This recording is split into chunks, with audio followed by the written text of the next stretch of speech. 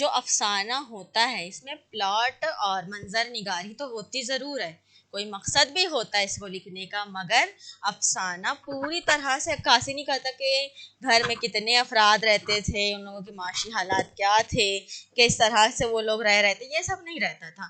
اس میں کوئی ایک موضوع ہوتا ہے، اگر بھوک ہے تو بھوک ہی سے شروع ہوگا، بھوک پہ ختم ہوگا، اور اس کے آخر میں سب سے مین چیز کیا ہوتی ہے کہ افسانے کے آخر میں جو ایک نا وہ چھوڑا جاتا ہے کہ آپ خود سوچیں، ایسے مقام پر لا کے افسانے کو ختم کیا جاتا ہے کہ آپ کے لیے سوچنے کے مواقع پیدا ہوتے ہیں۔ تو اس میں کسی کہانی کا یک پہلوی بیان ہوتا ہے، یک پہلوی یعنی ایک ہی طرح کا بیان ہوتا ہے۔ پریم چند کے افسانے 20ویں صدی کے معروف افسانے ہیں۔ پریم چند کا نام 20ویں صدی کے افسانوں میں سب سے زیادہ لیا جانے والا نام ہے۔ افسانہ نگاری میں بڑا نام سعادت حسن منٹو کا بھی ہے۔ یہ آپ لوگوں نے یاد رکھنا ہے کہ سعادت حسن منٹو کے بارے میں اگر سوال آئے تو وہ کیا تھے؟ افسانہ نگار تھے۔ ان کے اوپر فلم بھی بنائی جا چکی ہے اور ہر جگہ ان کو ہندوستان میں بھی ان کے متعلق فلم موجود ہے، پاکستان میں بھی موجود ہے، یعنی کہ یہ ایک بہت بڑا نام ہے افسانہ نگاری میں۔ اس کے علاوہ کس کا نام نمایاں ہے؟ کرشن چند کا نام بھی نمایاں ہے۔ ایک پریم چند ہے، ایک کرشن چند ہے۔ کرشن چندر کا نام بھی نمایاں۔ ان کے افسانے کیا ہے؟ ان داتا، ہم وحشی ہیں، طلسم خیال، ٹوٹے تارے، نظارے، کالا سورج، شکست، مٹی کے صنم، الٹا درخت، ہوائی قلعہ، ایک گدھے کی سرگزشت۔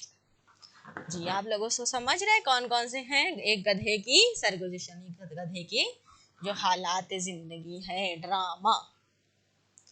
ڈرامہ تو ہم کیا سمجھائیں، آپ لوگ تو خود ہی سمجھتے ہوں گے کہ ڈرامہ کیا ہوتا ہے۔ ڈرامہ وہی ہوتا ہے جو نظر اب ایسا ہو گیا ہے کہ یہ اسکرین پر پلے کیا جا رہا ہے، پہلے یہ اسٹیج پر پلے کیا جاتا تھا، اسٹیج پر پیش کیا جاتا تھا۔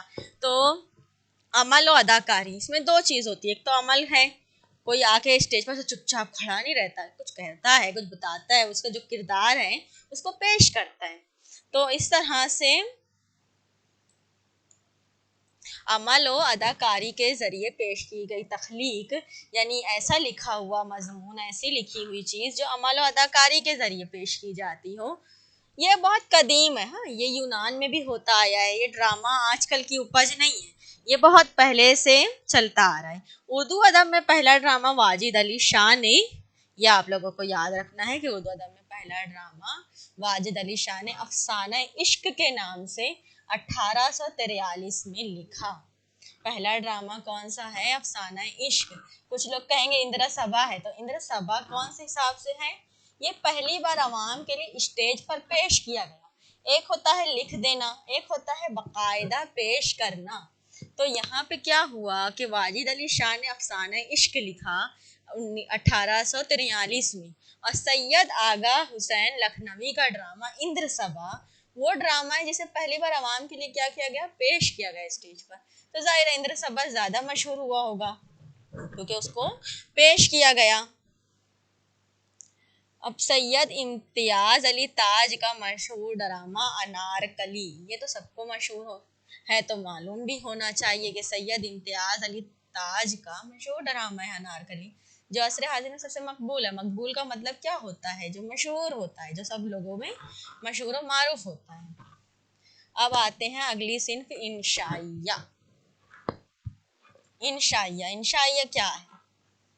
آپ لوگوں کو پتا ہے کہ انشائیہ کیا ہے؟ اچھا، اگر نہیں بھی پتا ہے تو میں بتاتی ہوں کہ انشائیہ کیا ہے۔ ابھی جہاں تک ہم دیکھ رہے تھے ناول، داستان، افسانہ، یہ سب ایک دوسرے سے کیا کر رہے تھے؟ ایک دوسرے سے جڑے ہوئے تھے، چھوٹا مزید چھوٹے مزید چھوٹے ہوتے، طوالت کے حساب سے کم ہوتے جا رہے تھے۔ اب یہ انشائیہ جو ہے نا، یہ ایک دم جدید ہو جا رہا ہے۔ اس کا مطلب پہلے نہیں اتنا چلن تھا، یہ پہلے نہیں اتنا لکھا جاتا تھا۔ انشائیہ یہ صنف جو ہے یہ اب لکھی جا رہی ہے، اور یہ بہت زیادہ اس کو فروغ مل رہا ہے۔ تو انشائیہ کیا ہے؟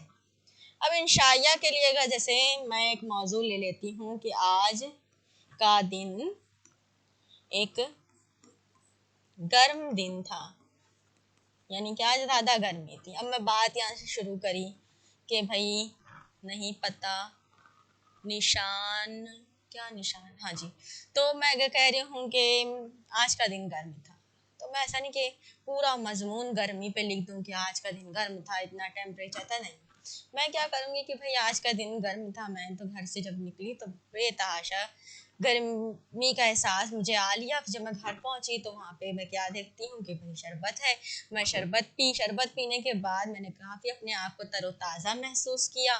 پھر اس کے بعد میں دیگر کاموں میں مصروف ہو گئی. پھر پتہ چلا کہ آج گھر میں خالہ جان آنے والی ہیں، تو خالہ جان کے استقبال کی تیاریوں میں مصروف ہونے کے بعد مجھے اتنا احساس نہیں رہا کہ آج کا دن اتنا گرم ہے. اس طرح سے جب میں مصروف ہوتی ہوں تو مجھے احساس نہیں ہوتا. تو میں یہ جو کر رہی ہوں، کیا ہو رہا ہے، بات سے بات نکل رہی ہے. میں ایک ہی بات بار بار نہیں کر رہی کہ گرم تھی گرمی تھی.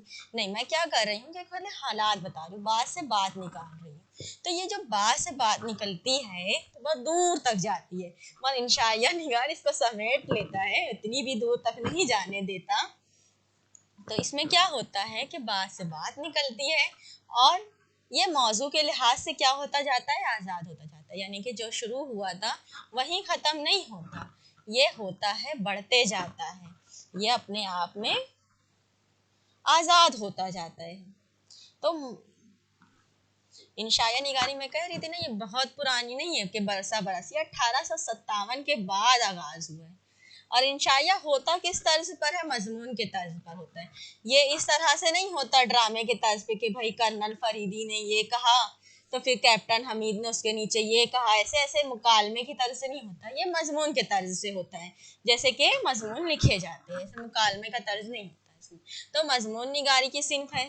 سر سید احمد خان، سر سید احمد خان بھی تو آپ لوگوں نے سمجھ لینا کہ آتا ہی آتا ہے، کچھ نہ کچھ ان کے متعلق آتا ہے.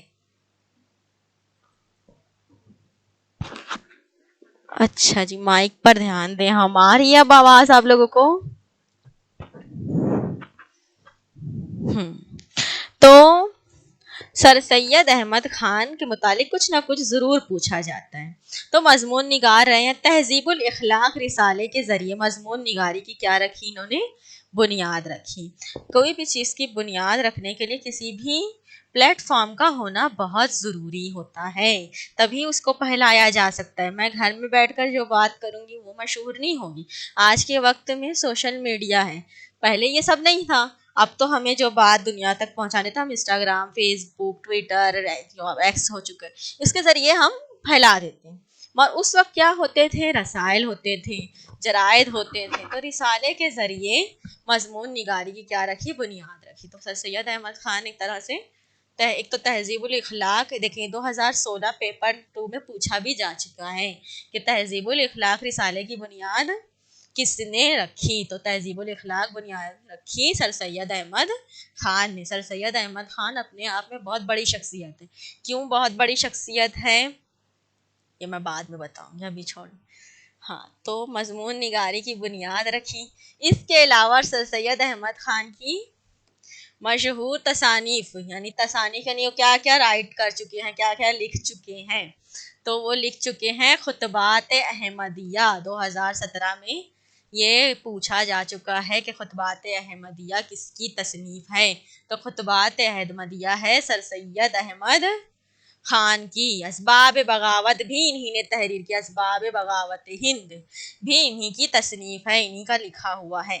ہاں، تو میں کہہ رہی تھی کہ وہ کیوں اہم ہے، تو بھائی وہ یہ وجہ سے اہم ہے کہ سر سید احمد خان بیک وقت، یعنی کہ ایک ہی وقت میں، ابھی جیسے میں ایک وقت میں کیا ہوں، میں ایک وقت میں ابھی پڑھا رہی ہوں، میں ایک لیکچرر ہو سکتی ہوں، یا میں کچھ اور بھی ایک آدھ دو کوالٹیز میرے اندر اور ہو سکتی ہے جس میں میں ماہر ہوں. مگر یہ کیا تھے، بیک وقت صحافی بھی تھے، ادیب بھی تھے، انشا پرداز بھی تھے، شاعر بھی تھے. اور یہ سوال کتنی بار، بہت بار، 2014 میں بھی ہے، 2016 میں بھی ہے، غالباً 2020 میں بھی ہے، کہ بیک وقت کون سے شخصیت صحافی، ادیب، انشا پرداز اور شاعر تھی. صحافی یعنی کہ رپورٹر، یا وہ جو اخبار میں جو لکھتے ہیں، جو نیوز. جی، ہم گرامر شروع کریں گے کیونکہ ہم ایسا چاہتے ہیں آسان سے مشکل کی طرف جائیں گے تو آپ لوگوں کو بھی آسانی رہے گی، آپ لوگوں کو بھی لطف آئے گا. اب آج ہی میں اتنا خشک چیز شروع کر دیتی گرامر تو کافی ذہن وہ ہو جاتا. پہلے ہم تھوڑا اردو سے واقف ہو جائیں، اردو کو جان لیں، اس سے دوستی کر لیں، پھر اس کی تہہ تک جائیں گے کہ بھئی یہ کس طرح سے صحیح معنی میں سمجھی جاتی ہے. گرامر بھی ہم آپ کو سمجھائیں گے. پہلے اب یہ دیکھیں, صحافی بھی تھے, ادیب بھی تھے, انشا پرداز بھی تھے. انشا نگاری کی بھی بنیاد یہی ڈالے تھے. مضمون نگار بھی تھے, مضمون نگاری کی بھی بنیاد انہوں نے ڈالی تھی. شاعر بھی تھے. تو یہ چیز جو ہے نا سر سید احمد خان کو منفرد بناتی ہے کہ وہ یہ سب کچھ بیک وقت تھے. اب ہم آتے ہیں طنز و مزاح. دیکھو طنز جو ہے یہ کہنے میں یہ عجیب سا چبھتا ہوا سا لگتا ہے کہ اس نے مجھ پہ ٹونٹ, بولتے نا ٹونٹ کیا اس نے مجھ پر. یہ جیسے کہ اگر کوئی جرنلسٹ, ہاں جی صحافت یعنی جرنلسٹ, رپورٹر غلط کہہ رہی تھی میں, جرنلسٹ زیادہ صحیح رہے گا, صحافی یعنی جرنلسٹ ہوتا ہے. تو طنز و مزاح کا معاملہ ایسا ہوتا ہے کہ آپ کسی کو وہ بات کہیں جو اس کی برائی کو اجاگر کرتی ہوں. اچھا جی, گرامر میں مزہ آتا ہے, مجھے نہیں آتا نا, تو میں اس کو بعد میں پڑھاتی ہوں.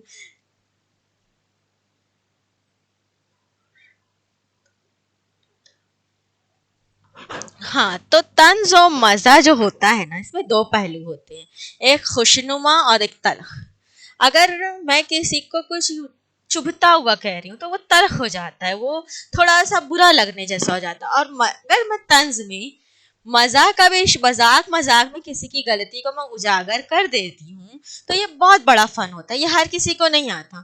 ہم عموماً جب کوئی بات کہتے ہیں, کسی کی غلطی کو بتاتے ہیں, کسی کے ساتھ بات چیت کرتے ہوئے ہم کسی کو بتا رہے ہیں کہ بھئی تمہارے اندر یہ خامی, اس کو درست کرو, تو اس کو مناسب ڈھنگ سے بولنا بہت ضروری ہے.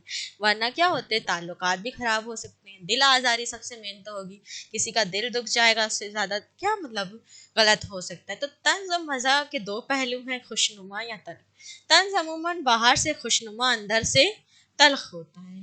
تو یہ کہ کسی انسان سے زیادہ یہ پورے سماج پر کیا جاتا ہے کہ آج مساجد کی, ہاں میں اگر اس طرح سے کہوں کہ مساجد کی حالات دیکھیں کہ ہر صفحے کھچا کھچ بھری ہوئی ہیں, اتنے اچھے ہو گئے ہیں مسلمان. تو مجھے پتہ چل رہا ہے بولنے میں ہی کہ یہ میں جو کہہ رہی ہوں وہ میں طنز کر رہی ہوں, ایسا کچھ ہے نہیں.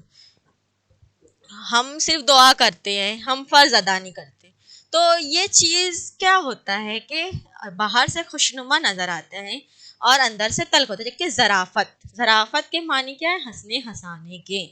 ظرافت اگر آپ لوگوں نے پڑھنا ہے, ہنسنے ہنسانے والی تحریریں, تو آپ لوگوں کو یہ مل جائیں گی. کس کے یہاں ملے گی؟ یہ مشتاق احمد یوسفی کے یہاں بہت اچھا ہنسایا جاتا ہے بیگم پہ اکثر بیوی کے باتوں پر. باورچیوں کے کتنے نخرے ہوتے ہیں, کوک یعنی کہ کوک رکھنا کتنا مشکل ہے. تو ظرافت, اس میں طنز نہیں ہوتا, اس میں کچھ تلخ نہیں ہوتا, اس میں صرف ہنسنے ہنسانے کی باتیں ہوتی ہیں. سودا نے ظرافت کا آغاز کیا. ظرافت کا آغاز کیا نہیں, ہنسی ہنسانے والے مضامین لکھنے کا آغاز کیا. اس سے پہلے یہ اردو میں نہیں لکھے جاتے تھے. آغاز کیا اخبار اودھ پنچ سے. یہ دیکھیں, میں پھر آپ لوگوں کو یہی کہوں گی کہ کسی بھی چیز کو پھیلانے کے لیے, جیسے ابھی سوشل میڈیا ہے, پہلے اخبار, رسالے اور تصنیف کرنے کا کام ہوتا تھا. کیوں؟ کیونکہ پہلے سوشل میڈیا نہیں تھا. تو اودھ پنچ کے ذریعے کسی نے, سودا نے ظرافت کا آغاز کیا. انہوں نے مزاح کو خوب ترقی دی. کیا کیا انہوں نے؟ مزاح کو خوب ترقی دی. اور اودھ پنچ کے ایڈیٹر کیا تھے؟ منشی سجاد حسین. اب یہ سوال پوچھنے والا یہ بھی پوچھ سکتا ہے کہ ادب کی کس صنف میں ہنسنے ہنسانے کا ذکر ہوتا ہے؟ تو بھائی وہ ظرافت میں ہوتا ہے, طنز و مزاح میں ہوتا ہے. وہ یہ بھی پوچھ سکتا ہے کہ بھائی خوشنما انداز میں تلخ بات کہنے کے لیے کس صنف کو اختیار کیا جاتا ہے؟ تو طنز و مزاح کو اختیار کیا جاتا ہے. ظرافت کا آغاز کس اخبار کے ذریعے ہوا؟ تو اودھ پنچ کے ذریعے ہوا. اودھ پنچ کے ذریعے کس نے ظرافت کا آغاز کیا؟ تو سودا نے کر دیا. اور اودھ پنچ کے ایڈیٹر منشی کون تھے؟ منشی سجاد حسین تھے. یہ کسی بھی طرح سے گھما گھما کر پوچھ سکتا ہے.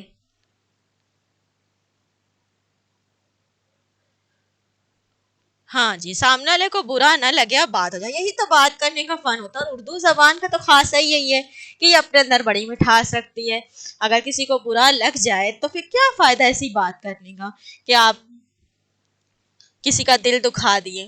اب دیکھیں, اس سے پہلے بھی ایک سوال نظر سے گزرا تھا کہ کون مزاح نگار نہیں ہے, تو ہم نے پتہ کیا تھا کہ وہ ہے عبدالحلیم شرر. تو ابھی یہ پتہ کرنا ضروری ہے کہ مزاح نگار ہے کون. جب آپ کو پتہ ہوگا کہ یہ مزاح نگار ہے, تو جو نہیں ہوں گے آپ ان کو بتا سکتے کہ یہ نہیں ہے. یا اس بار اس طرح بھی پوچھ سکتا ہے کہ مزاح نگار کون ہے, तो देखिए, मज़ा निगारी में अहम नाम है मुश्ताक अहमद यूसुफी। अभी मैं इनका जिक्र कर रही थी कि मुश्ताक अहमद यूसुफी को समझ ले, जो पढ़ लिए वो मज़े ही कर रहे हैं, क्योंकि बहुत ज़बरदस्त है, बार बार पढ़ी जाने वाली किताबें। इम्तियाज़ अली ताज, मुश्तबा हुसैन पतरस, बुखारी, कन्हैया लाल कपूर वगैरह हैं। ये आप लोगों को नोट्स जब मिलेगी तो आप लोग इन नामों को ज़रा नज़र सानी कर लीजिएगा। नज़र सानी मतलब दूसरी नज़र डाल दीजिएगा इस पर कि कौन है। अब आते हैं तनकीद। अब यहाँ तो बड़ी अच्छी अच्छी बातें हो रही थी, नावल, अफसाने और ड्रामे, यहाँ तक कि तंज और मज़ा में भी हम किसी को बुरा लगने का मौका नहीं दे रहे थे। यानी कि अभी तक बहुत हल्का मिजाज रख रहे थे अदब का, उसको किसी पर बार नहीं डाला जा रहा था। वहाँ तनकीद हो, तनकीद क्या होती है कि खरे और खोटे में तमीज़ करना। जो देखें, बुरे को जब तक बुरा नहीं कहा जाएगा तो उसको अच्छाई की तरफ किस तरह लाया जाएगा, और अच्छाई की तारीफ करने के लिए बुराई को बताना है ना कि भाई जो झूठ नहीं बोल रहा है यानी वो सच बोल रहा है, और जो सच बोल रहा है वो यानी झूठ नहीं बोल रहा है। तो ये जो खरे और खोटे की तमीज़ करना क्या होता है, फर्क करना होता है। ये जो खरे खोटे की तमीज़ करना है ना, ये होता है तनकीद। आप लोगों को ये समझना है कि तनकीद कितनी ज़रूरी है। तनकीद का जो आगाज़ है सही माना में मौलाना हाली के मुक़द्दमा शेर व शायरी से होता है। ये बहुत बड़ा संगे मील, यानी कि एक तरह से माइलस्टोन कहते हैं ना, ये जो था एक राह बता रहा था। ये जो किताब थी मुक़द्दमा शेर व शायरी, तो मुक़द्दमा ही सोच लें कितना बड़ा अपने वाना में लफ्ज़ है कि एक मुक़द्दमा खोल के बैठ जाए, एक अदालत लगा दी जाए कि शेर और शायरी की अदालत कि कौन सी तहरीरें अपनी मेयार पर पूरी उतरती हैं और कौन सी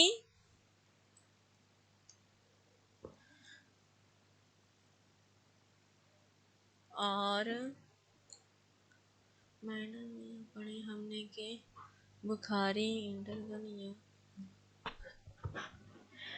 ये तो बाद ही में पता चलेगा। हाँ जी, ये देखें मुक़द्दमा जो शेर और शायरी है, ये जो है अपने आप में एक बहुत बड़ा संग मील था कि किस तरह की शायरी होना चाहिए। अभी जैसे अजीब अजीब सी शायरी फैलती है जो बहर से भी खारिज है, मिर्ज़ा गालिब के नाम पे भी कुछ भी फैल जाता है। तो ये सब चीज़ें नहीं होना चाहिए, अदब के मयार को गिराता है। अगर कोई अंग्रेज़ी या कोई और ज़बान जानने वाला उर्दू का मुताला करने ले और उसके सामने से अजीब और गरीब अशार गुजरे, मेरा दिल टूटा हुआ है, तो ये जैसे अजीब सी जो तुकबंदियाँ कहते हैं वो बहुत फैलती है। सोशल मीडिया, इंस्टाग्राम पे ले लें और फेसबुक पे ले लें, ये बहुत ज़्यादा फैलती है। तो ये जो होती है अदब के मेयार को गिराती हैं।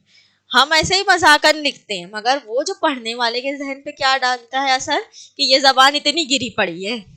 हमारे को चाहिए कि जो हर चीज़ को एक उसमें देखें, एक उसकी नज़र से देखें कि ये चीज़ सही है। तो ये शुरुआत मौलाना हाली के मुक़द्दमा शेर व शायरी से होता है।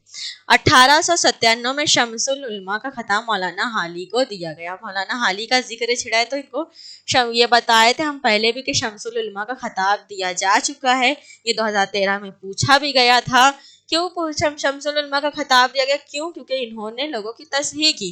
तनकीद किसी को अच्छी नहीं लगती है। जब किसी को कहा जाता है कि भाई आप ये गलत लिखे है, ये जगह ये यूज़ होना चाहिए था, तज़कीर और तानीस का मसला है, तो किसी को अच्छा नहीं लगता। कि अब मेरा हर एक को अपनी तहरीर बहुत प्यार की होती है। अगर मैं किसी कोई गज़ल लिखती हूँ तो मैं सोचूंगी कि सब वाह वाह करें, मगर वो क्या वाह वाह के लायक है? वो बहर में है, वो वज़न में है। मगर जब कोई तनकीद करता है तो इल्म होता है, और इल्म के लिए तनकीद बर्दाश्त करने की बड़ी ज़रूरत होती है। तो उर्दू तनकीद के बावाए आदम किन्हें कहे? मौलाना हाली को कहा जाता है। मौलाना हाली को क्या कहा जाता है? उर्दू तनकीद का बावा आदम। मौलाना हाली की अहम तसानीफ कौन से? मुक़द्दमा शेर शायरी, हयात सादीस, हयात जावेद, मुसद्दस हाली, यादगार गालिब। मौलाना हाली की क्या है? यादगार गालिब भी मौलाना हाली की अहम तसानीफ है। मौलाना अल्ताफ़ हुसैन हाली मिर्ज़ा गालिब के क्या थे? शागिर्द थे। इससे भी उनकी अहमियत का अंदाज़ा लगाइए कि मौलाना अल्ताफ़ हुसैन हाली किनके शागिर्द हैं। अब जैसा उस्ताद, सोच लें कि उनके शागिर्द भी तो कोई आम नहीं थे। वो मौलाना الطاف حسین حالی اسی لیے تو اتنے مشہور نہیں ہیں، ان کے استاد بھی مرزا غالب رہے ہیں۔ تنقید کیا ہے، یہ کس کی تصنیف ہے؟ پیپر 2 2014۔ تنقید کیا ہے؟ تو یہ آل احمد سرور، یہ بہت زیادہ مشہور نام ہے آل احمد سرور کا، جدید تنقید نگاری میں ہر چیز جدید اور قدیم چلتے آ رہی ہے۔ ہاں، ایک پہلے کا ہم ذکر کرتے، ایک جدید کرتے۔ جدید یعنی جو ابھی زیادہ، آپ لوگوں کو آواز صحیح سے آ رہی ہے؟ تو آل احمد سرور جو ہے یہ جدید تنقید نگاری میں مشہور ہے۔ اور بھی کیا نام ہے جدید تنقید نگاری میں؟ جدید تنقید نگاری میں گوپی چند نارگ کا نام سر فہرست ہے۔ اب تنقید نے میڈم ہم نوٹس بھیج دیں گے، آپ لوگ کچھ پریشان نہ ہو، یہ اپنی خود کی بنائی ہوئی نوٹس ہے، آپ لوگوں کو یہ مل جائے گی۔ اور یہ دیکھیں عملی، دیکھیں تنقید کیا ہے 3 شعبے میں، ایک جدید، دوسری عملی، اور تیسری کیا ہے نظریاتی۔ یہاں تیسری ہے، یہاں دوسری ہے۔ تو عملی جدید اگر پوچھتا ہے آپ لوگوں سے کہ جدید تنقید نگاری تو گوپی چند نارگ، عملی تنقید نگاری موازنہ انیس و دبیر، ہاں یہ بہت مشہور ہے شبلی نعمانی کی۔ موازنہ یادگار غالب تو ایک بڑا مسئلہ ہو چکا ہے کہ کس کی ہے، مولانا حالی کی ہے، مگر میں ایک بار پھر جب اگلے لیکچر میں آپ لوگوں کو ایک دم صحیح معلوم کر کے بتاتی ہوں کہ یادگار غالب کس کی ہے۔ ہاں جی، نظریاتی تنقید، نظریاتی تنقید میں الطاف حسین حالی کا نام لیا جاتا ہے۔ اب آپ لوگوں کو کیا یاد رکھنا ہے، اگر عملی تنقید پوچھتا ہے تو شبلی نعمانی کا موازنہ، یہ اس طرح نہیں پوچھے گا کہ عملی تنقید، یہ کیا پوچھے گا، موازنہ انیس و دبیر کس کی تصنیف ہے، تو بھائی شبلی نعمانی کی ہے۔ جدید تنقید نگاری میں کون آگے ہے، تو گوپی چند نارگ ہے۔ نظریاتی تنقید میں الطاف حسین حالی کا نام لیا جاتا ہے۔ یہ اس طرح سے پوچھ سکتا ہے۔ نظریاتی تنقید وہ ہوتی ہے جو نظریے کے اعتبار سے ہوتی ہے، ہر انسان کا اپنا نظریہ ہوتا ہے۔ جو نظریاتی تنقید کا معاملہ ایسا ہے کہ یہ ہر ایک اپنے نظریے سے کرتا ہے، مجھے جو چیز غلط لگ رہی ضروری نہیں کہ سامنے والے کو بھی غلط ہی لگے، کیونکہ ہر انسان یہ اپنے نظریے سے سمجھتا جاتا ہے۔ اب آتے ہیں خاکہ کی طرف۔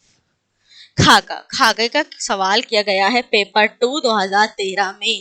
کس طرح سے سوال کیا گیا تھا، نثر کی وہ وصف جس میں قاری کے ذہن میں کسی شخصیت کے مکمل نقوش پوری طرح سے سامنے لائے جائیں، گویا وہ شخصیت سامنے موجود ہو، ایسی صنف سخن کو خاکہ نویسی کہتے ہیں۔ یہ بتانے کے بجائے اس نے ڈیش کر دیا تھا کہ کیا کہتے ہیں، اس لیے کہتے ہیں کہ سب علم ہونا چاہیے کہ ادب میں کون کون سی اصناف سخن ہیں۔ اسی لیے میں جو نہیں بھی پوچھا گیا ہے وہ بھی بتا رہی ہوں کیونکہ پوچھا جا سکتا ہے۔ تو یہ پیپر 2 2013 میں پوچھا گیا تھا۔